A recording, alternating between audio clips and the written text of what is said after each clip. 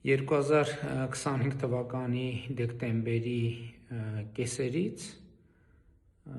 Հայաստան սկսեց ներմուծվել ադրբեջանական արտադրության բենզին և հետաքրքիր էր իմանալ, թե այդ ներմուծումից ի վեր Հայաստանի բենզինի շուկայում ինչ է տեղի ունեցել։ Ադրբեջանից հիմնականում ներմուծվում է պրեմիում տեսակի բենզին և այսօրվա դրությամբ Հայաստանի Հանրապետությունում պրեմիում տեսակի բենզինի նվազագույն գինը, այսինքն որ շուկայում հնարավոր է ձեռք բերել,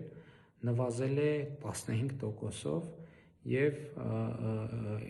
նախկին 510 դրամի փոխարեն 1 լիտրի դիմաց այսօր արդեն 430 դրամ է։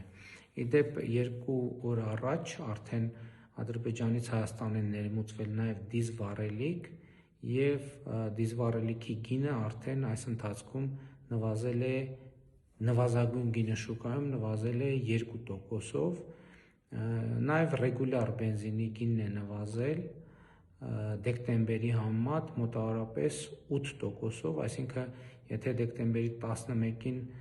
ռեգուլյար բենզինի նվազագույն գինը 500 դրամ էր, հիմա 460 դրամ է։ Այս ամենը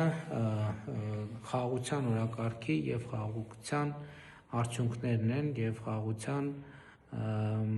օգուտները, ինչպես ընդունված է ասել։ Իհարկե պետք է նաև ընդունել, որ այս ընթացքում Ադրբեջանում էլ, Հայաստանում էլ քննադատություն կա։ Հայաստանում ասում են, որ բենզին եք գնում և փողերը ուղարկում եք Ադրբեջան, որպեսզի նրանք այդ փողերով հարձակվեն Հայաստանի վրա։ Ադրբեջանում ասում են, որ բենզինը և դիզվառելիքը ուղարկում եք Հայաստան, որ նրանք իրենց տանկերը և զինտեխնիկան լիցքավորեն և հարձակվեն Ադրբեջանի վրա։ Պետք է արձանագրել, որ երկու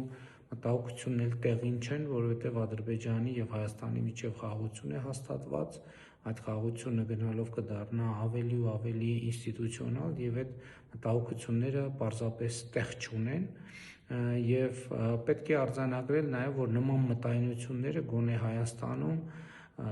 հրահրում, քաջալերում են այն ընկերությունները և շրջանակները, ովքեր նաև դրսի իրենց գործընկերների աջակցությամբ երկար տարիներ բենզինի շուկայում մենաշնորհ են ունեցել և նրանք հիմա պարզապես ստիպված են լինելու իջեցնել գները, ինչից տուժելու են, ենթադրում եմ, այդ մոնոպոլիաները, որոնք փաստացի և վերջնականապես վերանալու են և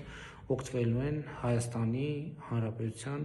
քաղաքացիները և սա խաղաղություն է և մենք պետք է